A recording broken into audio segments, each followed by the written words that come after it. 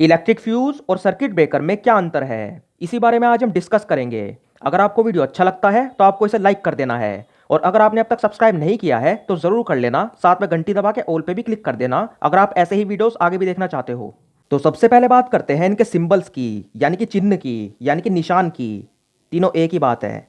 तो फ्यूज़ के लिए हम यूज़ करते हैं कुछ इस टाइप के सिंबल का, मतलब एक बॉक्स है और उसके अंदर से एक वायर पास हो रहा है, या फिर इसके अलावा कुछ इस टाइप का, या फिर इसके अलावा कुछ इस टाइप का। याद रखना ये एसी वेवफॉर्म का सिंबल नहीं है, ये फ्यूज का सिंबल है, क्योंकि यहां पे इसमें दो डॉट्स हैं। ठीक है, अब आते हैं एमसीबी पे।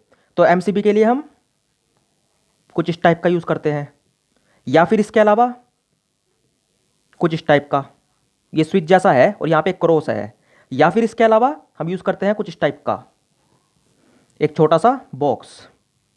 जहां भी आपको ये सिंबल बने दिखे आप समझ जाना कि हम वहां पे सर्किट ब्रेकर की बात कर रहे हैं।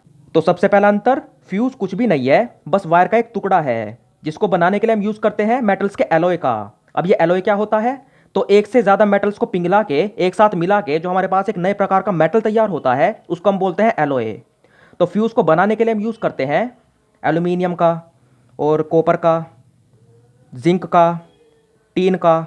इस टाइप के मेटल्स को हम पिघला के एक साथ मिला देते हैं जिससे हमारा फ्यूज का मटेरियल तैयार हो जाता है। और जब भी हमारा एक लिमिट से ऊपर का करंट फ्यूज से फ्लो होता है, मतलब मान लो फ्यूज है 10 एम्पियर का, तो इससे ज़्यादा का करंट जब भी फ्यूज से फ्लो होगा तो जो वायर है वो टूट जाएगा और हमारे सर्किट को ब्रेक कर देगा। अब आते हैं सर्किट ब्रेकर पे। तो सर्किट ब्रेकर क्या है, ये एक तरह का इलेक्ट्रोमैकेनिकल स्विच है। इलेक्ट्रोमैकेनिकल मतलब इसमें एक मूविंग पार्ट्स होता है, जैसे कि हमारे मैकेनिकल स्विच में होता है। मतलब जैसे हमारा ऑन ऑफ वाला स्विच होता है उसके अंदर मूविंग पार्ट होता है, तो एमसीबी के अंदर या फिर कहूँ सर्किट ब्रेकर के अंदर भी एक मूविंग पार्ट होता है। लेकिन वो जो मूविंग पार्ट है वो उसे हम इलेक्ट्रिकली कंट्रोल करते हैं। मतलब एक करंट से ऊपर की वैल्यू जब भी हमारे एमसीबी से पास होगी या फिर हमारे ब्रेकर से पास होगी तो जो स्विच है वो ट्रिप हो जाएगा। मतलब आप इसे ऐसा समझो, ये एक रिले की तरह का मैकेनिज्म होता है। रिले के अंदर क्या होता है, एक मूविंग पार्ट होता है और एक फिक्स पार्ट होता है। सेम इसके अंदर होता है, और रिले को हम कंट्रोल करते हैं कोइल द्वारा, यानी कि करंट द्वारा। तो इसको भी हम करंट द्वारा ही कंट्रोल करते हैं। जब भी करंट एक फिक्स वैल्यू से ऊपर जाता है, मतलब मान लो 16 एम्पियर की एमसीबी है और उसके अंदर से हमने थोड़ा हाई करंट पास कर दिया, 17 एम्पियर कर दिया, तो जो एमसीबी है वो ट्रिप हो जाएगी, वैसे जैसे कि रिले ऑन हो जाती है। तो इसीलिए हम इसे कहते हैं इलेक्ट्रोमैकेनिकल स्विच। मतलब है तो मैकेनिकल, लेकिन कंट्रोल किया जा रहा है इलेक्ट्रिकल क्वांटिटी द्वारा, यानी कि करंट द्वारा।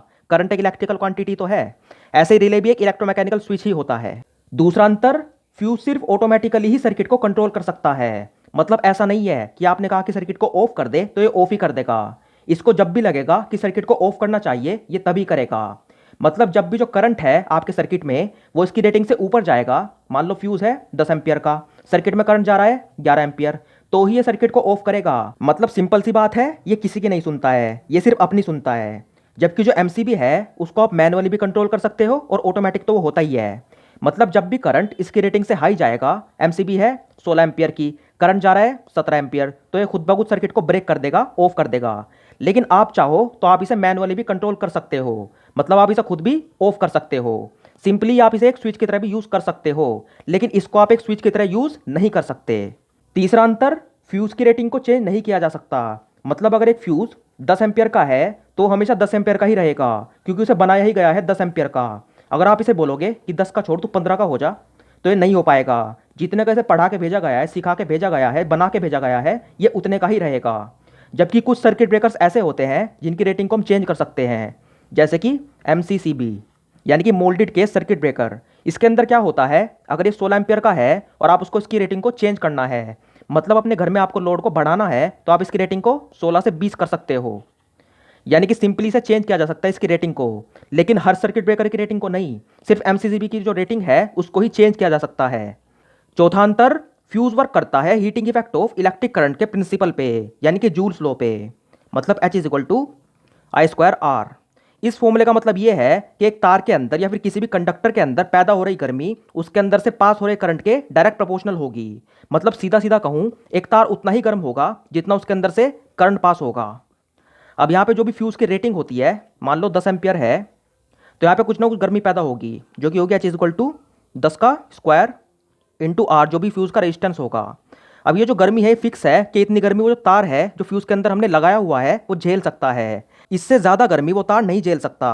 और जब भी यहाँ पे करंट की वैल्यू हाई होती है, मान लो 11 हो गई, तो h is equal to 11 square into r, यानी कि सीधा सीधा यहाँ पे वो तार और भी ज़्यादा गर्म होगा और पिघल जाएगा। इसी हिसाब से एक फ्यूज़ काम करता है और हमारे सर्किट को ब्रेक कर देता है। जबकि जो एमसीबी है वो थर्मल और इलेक्ट्रोमैग्नेटिक दोनों तरह के प्रिंसिपल का यूज़ करती है। थर्मल का यूज़ करती है शॉर्ट सर्किट की कंडीशन में, और इलेक्ट्रोमैग्नेटिक का करती है ओवरलोड की कंडीशन में। जब भी यहाँ पे करंट हल्का सा ज़्यादा हो जाता है, मतलब रेटिंग है 16 एम्पियर की, और करंट अगर 17 भी हो गया, तो उसको भी हम ओवरलोड की ही कंडीशन कहते हैं। इस कंडीशन में जो आपका ब्रेकर होगा वो तुरंत ऑफ नहीं होगा, लेकिन जो शॉर्ट सर्किट की कंडीशन है उसके अंदर उसे तुरंत ही ऑफ होना होगा। तो इसके अंदर क्या होता है, एक स्ट्रिप होती है जो कि जब भी इसके अंदर से शॉर्ट सर्किट होता है, मतलब बहुत ही ज़्यादा हाई करंट इसके अंदर से पास होता है, तो जो स्ट्रिप है वो हल्की सी बैंड हो जाती है और आपके ब्रेकर को ट्रिप कर देती है। जबकि यहाँ पे यूज़ करती है इलेक्ट्रोमैग्नेटिक प्रिंसिपल का, मतलब इसके अंदर एक कोइल होती है, जब यहाँ पे ओवरलोड होता है तो वो कोइल थोड़ी देर बाद सर्किट को ऑफ कर देती है। मतलब कुल मिला के इसके अंदर थर्मल और इलेक्ट्रोमैग्नेटिक दोनों तरह के प्रिंसिपल का यूज़ होता है। पांचवा अंतर, फ्यूज़ की जो रेटिंग है वो टाइम के साथ साथ चेंज हो जाती है। हाँ हाँ, ये बात अभी मैंने ही बोली थी कि फ्यूज़ की रेटिंग कभी चेंज नहीं होती है, लेकिन जो बुढ़ापा है ना वो हर चीज़ को बदल के रख देता है। जैसे जैसे फ्यूज़ की उम्र बढ़ती जाएगी, मतलब फ्यूज़ पुराना होता जाएगा, उसकी जो रेटिंग है वो पहले जैसी नहीं रहेगी। मतलब जब आप फ्यूज़ को खरीद के ला रहे हो तब वो है 10 एम्पियर का, आपने उसे कई महीने यूज़ कर लिया तो उसकी जो रेटिंग है वो 8 एम्पियर रह जाएगी। मतलब जब फ्यूज़ के वायर से कंटिन्यू करंट पास होता ही रहेगा तो जो वायर है वो पतला हो जाएगा और उसकी रेटिंग चेंज हो जाएगी।